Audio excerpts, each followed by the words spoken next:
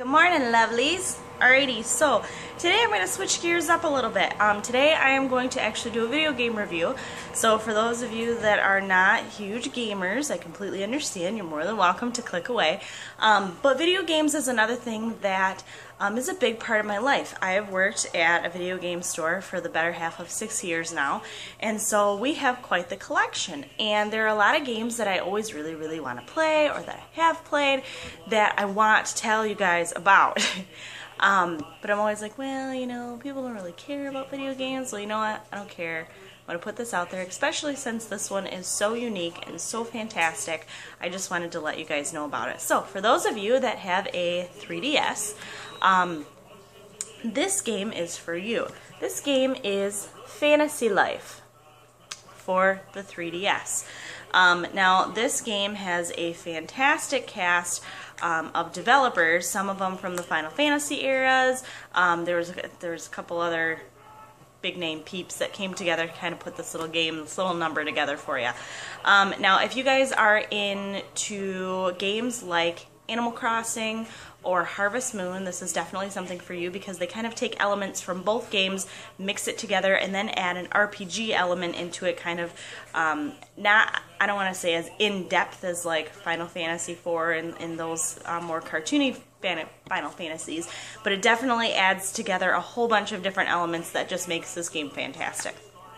So at the root of the game, you start out, you create your own little Mii, which if you don't know what a Mii is, it's kind of what you create when you start a 3DS, when you start a Wii, or anything like that. Any of the Nintendo products now, they have you create a Mii, which is a little avatar, your little character.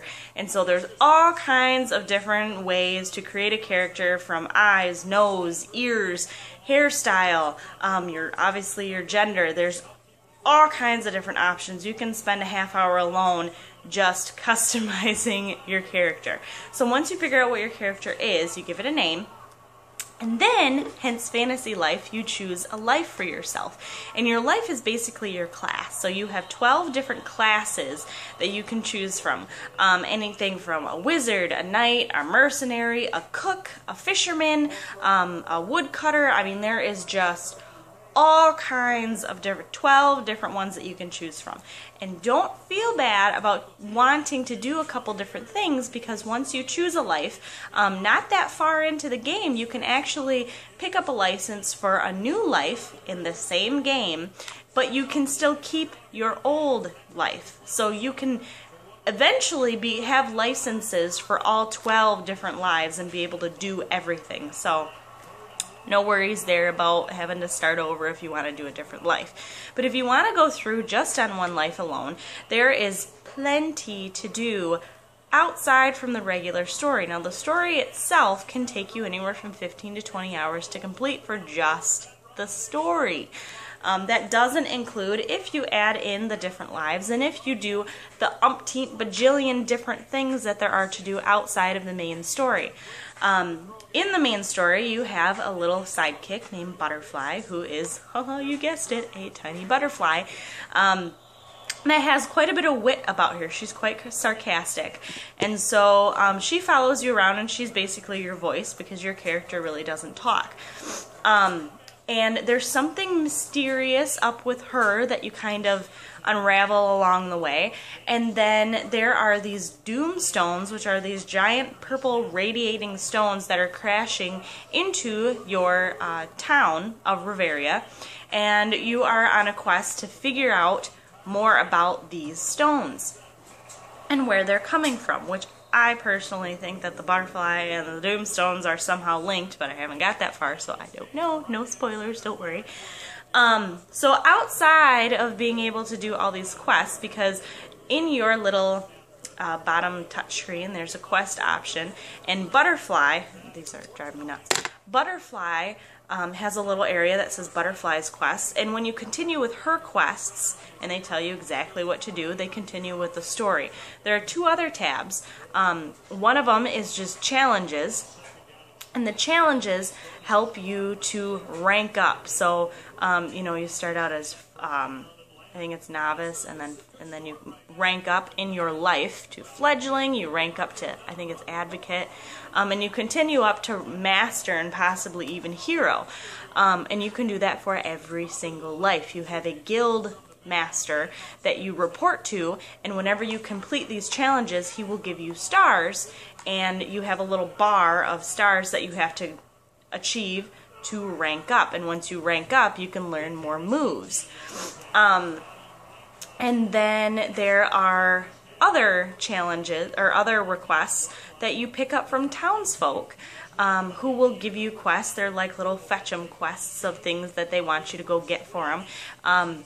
And so very Harvest Moon-esque. And once you do those, a lot of times they'll give you Dash, which is the in-game currency. And another little magical item, like for example, from one of the people, they gave me 200 Dash plus a dagger. Now as a wizard, I can't do much with the dagger, but if I hold on to that later on, I can probably use that as like a paladin or something like that. Though they also, every time you level up, you get points to add on to your different stats. Some of the stats will help the current life you're in, some of them won't, but those stats remain the same as you gather more lives. So as you continue different lives, then you can you know, touch up the other stats that you really didn't do much with before. There are also something called bliss, which bliss comes from the butterfly. It comes from just accomplishing different kinds of achievements in Riveria. So like I was in Riveria for an hour. You know, I played the game for an hour. I got bliss points, which were like 10 points. Or, you know, every time you complete Butterfly's request, which is the main story, you get bliss. And those also show up in your quest log, like I said. And bliss, whenever you level those up, you know, you have a little bar. Whenever you get so many bliss points after you talk to Butterfly, you get a bliss bonus. And you get to choose a different bonus. It's like, you know, you can up your bag size from carrying 50 to carry 100. You can have a pet. Excuse me. There are so many different options that you can do every time you level up your bliss. So that kind of keeps you going with the story. I mean, you can go out, if you don't want to do any of that, you can go out and just level up your experience. You can gain experience, which will level up your character, not just in rank, but you actually have levels. So every time you level up and you get your little stat points, you can, you know, level those up.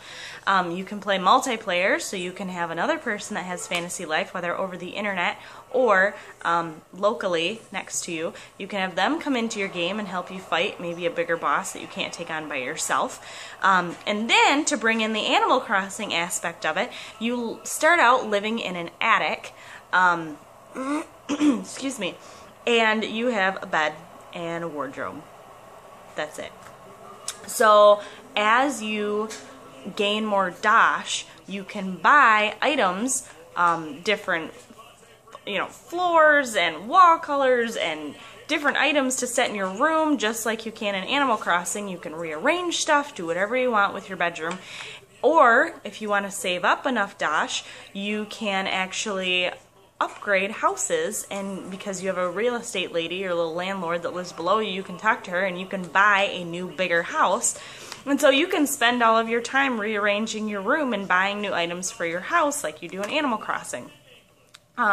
So I feel like when I played both, actually Harvest Moon held me a little bit longer than Animal Crossing did, but both of them just had a little bit that they were missing, and I feel like Fantasy Life fills that in perfectly. You have your Animal Crossing, you have your Harvest Moon, and then you have your Final Fantasy RPG elements, like I said, not as in depth, but there is so much going on in this game and so much that you can do. I really feel like there's something for everybody. You know, Kevin, you know, right now I'm kind of going through the challenges as well as the main story. Kevin's not even touching the main story. I mean, you kind of have to when you start, but after that, you can just go off on your own merry way. You can do whatever you want. I really feel like, you know, you could put hundreds of hours into this if you really wanted to. There is that much to do. And so they also, which was awesome, I noticed once I started up, they already have DLC for it. So if you wanted to buy an add-on, and I'm still discovering different places that you can actually get to in the game, so there's so much to actually see. But they also added a whole new area with new monsters, new quests, new everything. So if you feel like you've done it all, seen it all, you can buy the DLC for it, which is probably no more than $5 or $10, and add a whole nother element onto the game. So I highly, highly recommend it. On a 1 through 10, I would probably give it at least a 9. I mean, fantastic, fantastic game. Something that has kept my attention, which is very difficult for games to do nowadays. So I hope you guys enjoyed the review. I'm sorry it's lengthy, but honestly, I could continue to talk about this game, and I've only played it for a couple hours. So highly recommend it. If you have a 3DS, definitely a game to pick up. So I hope you guys have an awesome day, and I will see you later. Bye!